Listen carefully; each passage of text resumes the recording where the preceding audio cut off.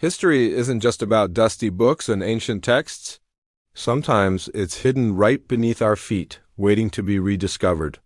And recently, archaeologists in Jerusalem made a discovery that brings us face to face with the daily life of a city on the brink of one of history's most dramatic events. So, what did they find? A perfectly preserved, 2,000-year-old ritual bath tucked away beneath the bustling Western Wall Plaza. This isn't just any old structure. This is what's known as a mikveh, a special bath used for ritual purification in Judaism. Imagine, people walked these very same steps, preparing for their sacred duties at the Second Temple, which stood majestically nearby.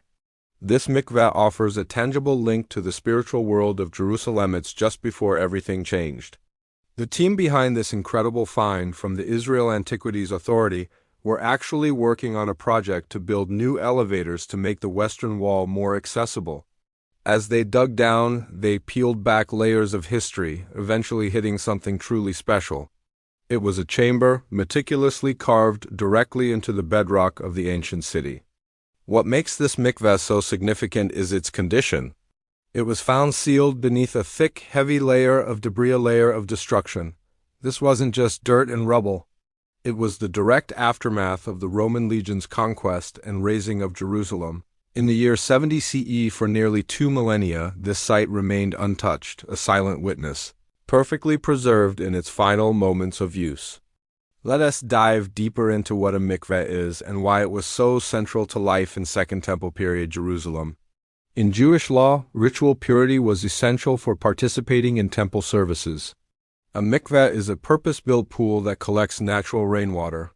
By immersing oneself in its waters, a person could achieve a state of ritual purity. This wasn't about physical cleanliness like taking a bath. It was a profound spiritual act. Think about the context. The Second Temple was the heart of Jewish life.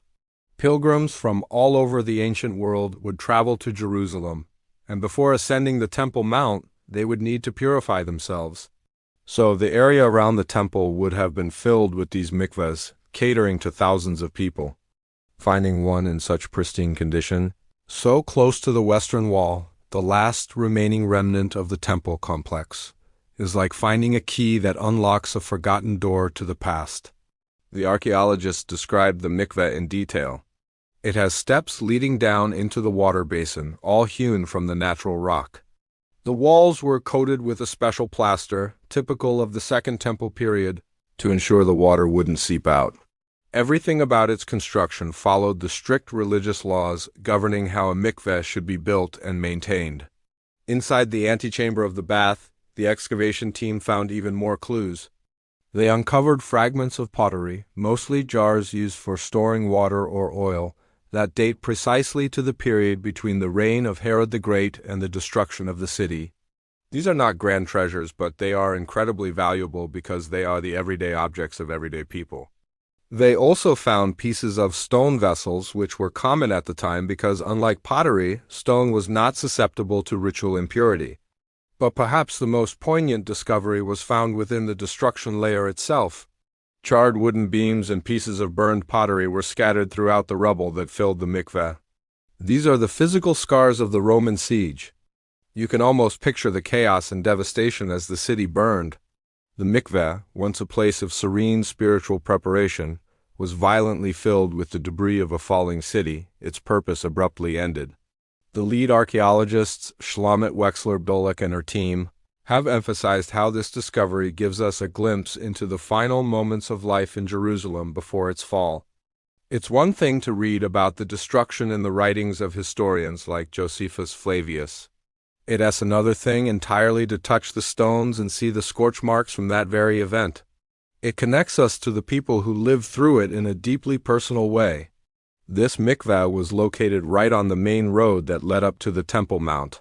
Imagine a bustling street filled with merchants, scholars, families, and pilgrims. This road was the city's main artery. And right there, nestled into the rock, was this private space for reflection and purification. It tells a story of a society where faith was woven into the very fabric of daily urban life. It wasn't something separate. It was part of the journey, part of the landscape. The discovery also helps us map out ancient Jerusalem with greater accuracy. By pinpointing the exact location of this mikveh, researchers can better understand the layout of the lower city and the infrastructure that supported the temple. Every find like this is a piece of a giant historical puzzle. And this piece fits perfectly, confirming what we know from ancient texts while adding rich new detail. What's next for this amazing site? The Israel Antiquities Authority, in cooperation with the Western Wall Heritage Foundation, plans to incorporate the mikveh into the new Western Wall Tunnels tour complex.